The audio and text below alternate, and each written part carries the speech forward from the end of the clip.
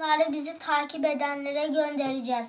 Bakın arkadaşlar, mesela bir slime kutusu, ondan sonra rahatlatıcı, Kral Şakir, Kesimisi, Aslan Bebek, ondan sonra da şöyle küçük çocuklar için araba, anahtarlık, bir köpek, bir şundan, bir tane şundan, bir tane de şu bebekten. Arkadaşlar hepsi toplam sizin için parayla aldık yani. 1,5 milyar tuttular.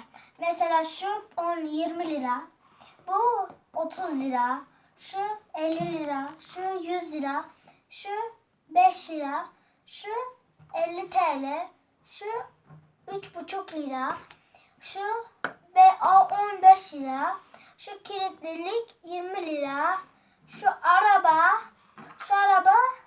40 lira, şu da 50 lira arkadaşlar. Şunu görmediniz. Şu köpek de 40 lira. Şimdi bir tane slime videosu çekeceğiz. Onunla arkadaşlar videoyu kapatıyorum 5 dakikalığına. Arkadaşlar merhaba. Slime videom.